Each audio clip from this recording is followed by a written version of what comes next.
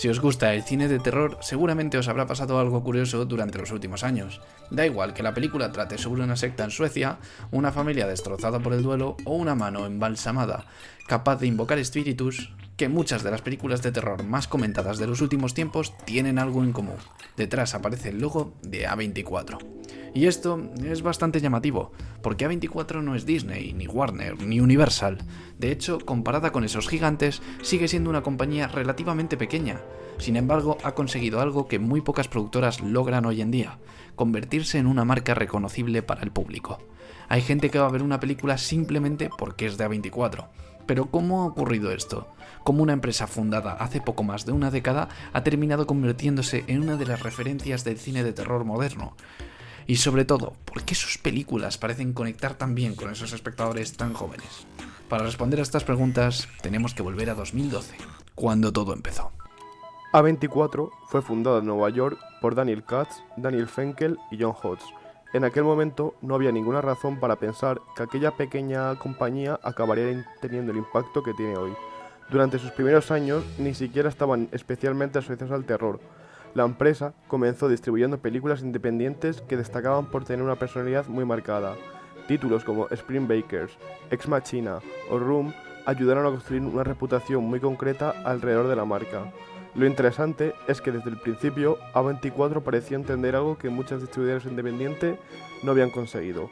No bastaba con entrenar buenas películas, sino que había que construir una identidad. Poco a poco empezó a surgir una situación bastante curiosa. Algunos espectadores ya no elegían una película por el director o por los actores, la elegían porque era una película de A24. Y aunque hoy esto nos parezca normal, en aquel momento era algo muy poco habitual para una compañía tan joven. Lo que todavía no sabían era que el género que terminaría definiéndolo sería el terror. Si tuviéramos que señalar un momento concreto en el que A24 empezó a dominar la conversación alrededor del cine de terror, probablemente tendríamos que hablar de The Witch. Estrenada en 2015 y dirigida por Robert Eggers, la película no se parecía demasiado a lo que el público asociaba con el terror comercial de aquella época. No estaba construida alrededor de sobresaltos constantes, ni de escenas diseñadas para hacer saltar al espectador de la butaca. Su propuesta era mucho más lenta, más atmosférica y más inquietante.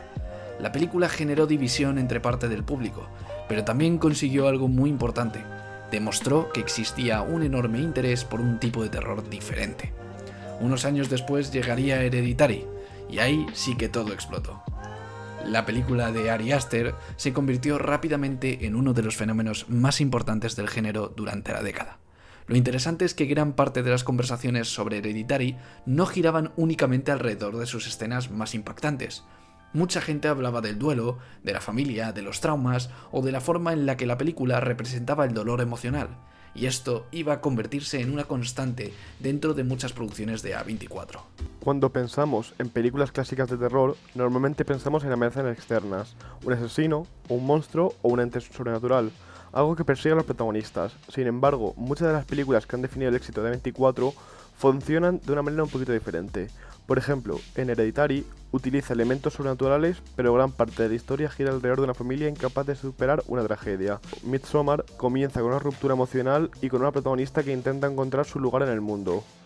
Otro ejemplo, Talk to Me utiliza una premisa sobrenatural para hablar de la presión social, la pérdida y las consecuencias de tomar malas decisiones. Esto no significa que las películas de 24 no den miedo, lo hacen y mucho, la verdad que sí. Pero normalmente intentan que el terror sea algo que más que una sucesión de sustos. Por eso suelen generar tantas teorías, análisis y debates después de su estreno. Muchas veces el espectador sale del cine pensando en los temas de la película, tanto como sus escenas más terroríficas. Y eso nos lleva directamente a otra de las claves de su éxito, la relación que tienen con el internet. Durante décadas, la experiencia de ver una película terminaba cuando abandonabas la sala de cine. Hoy ocurre algo muy diferente. Después de ver una película, mucha gente entra en YouTube para buscar explicaciones, visita Reddit para leer teorías o abre TikTok para descubrir detalles que se le habían escapado. Las películas se han convertido en conversaciones permanentes, y A24 parece haber entendido perfectamente este fenómeno. Muchas de sus producciones están llenas de simbolismos, detalles ocultos y elementos que invitan a la interpretación. Eso provoca que las películas sigan vivas durante mucho tiempo después de su estreno. En cierto modo, la experiencia no termina cuando aparecen los créditos, continúa en internet, Y precisamente por eso resulta tan interesante el caso de Backrooms, porque representa la unión definitiva entre esa cultura digital y el cine de terror. Antes de adentrarnos y de entender la película Backrooms, primero hay que entender qué eran los Backrooms. Todo comenzó con una imagen aparentemente simple, que empezó a circular por internet hace unos años. En ella se veía una serie de habitaciones amarillas conectadas entre sí, iluminadas por fluorescentes y completamente vacías. La imagen generaba una sensación extraña. No parecía peligrosa, no había monstruos, no ocurría nada, y aún así resultaba inquietante. A partir de ahí surgieron miles de historias creadas por usuarios. Con el tiempo, los Backrooms se convirtieron en uno de los creepypastas más populares del internet. Pero lo realmente importante ocurrió cuando un adolescente llamado Kim Parsons decidió crear una serie de vídeos basados en ese concepto. Sus cortometrajes se volvieron virales. Millones de personas comenzaron a seguir aquella historia, y entonces ocurrió algo que hace unos años habría parecido imposible. Hollywood empezó a prestar atención. Lo más interesante de esta historia es que A24 no compró simplemente una idea popular, lo que realmente vio fue una nueva forma de encontrar talento. Durante décadas, el camino habitual para convertirse en director pasaba por escuelas de cine, festivales o productoras tradicionales. Kim Parsons representa algo que es completamente distinto. Era un creador que había construido una audiencia desde su canal de YouTube. Había aprendido a contar historias en internet y había conectado con millones de personas utilizando herramientas relativamente sencillas. Cada vez más creadores estaban desarrollando proyectos audiovisuales fuera de esos circuitos tradicionales. Y algunos de ellos tenían tanto o más potencial que muchos directores establecidos. Por eso Backrooms resulta tan importante. No es solo una película como tal, es un símbolo de cómo está cambiando la industria. Cuando observamos la trayectoria de A24 durante los últimos años, da la sensación de que la compañía siempre está buscando dónde aparecerá la siguiente gran idea. A veces esa idea surge de un director desconocido, como en este caso Kim Parsons, otras veces aparece de un festival independiente, y ahora también puede surgir en YouTube. Por eso es tan difícil predecir cuál será la próxima gran película de A24. Lo que sí parece claro es que la compañía seguirá apostando por propuestas que se salgan de lo habitual, porque precisamente ahí es donde encontrar su espacio, y eso es lo que realmente es A24. La historia de A24 demuestra que no siempre gana quien tiene más dinero o quien produce más películas. A veces gana quien entiende mejor a su audiencia. Durante la última década, A24 ha sabido identificar qué tipo de historias interesan a los espectadores modernos y cómo consumen esas historias una vez salen del cine.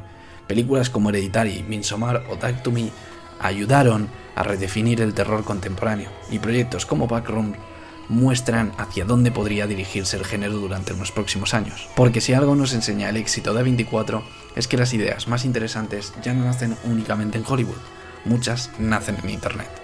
Y las compañías que sepan reconocerlas antes que los demás serán las que definan el futuro del cine.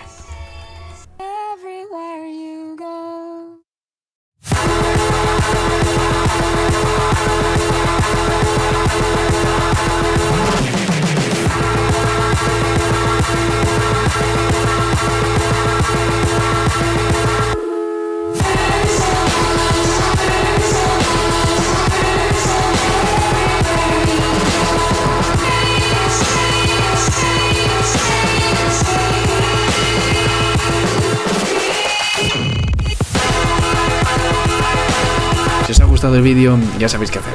Un buen like. Si sois nuevos al canal, hay una manera muy fácil de apoyarnos: suscribiros. Nos vemos en el próximo vídeo. Muchas gracias por habernos visto.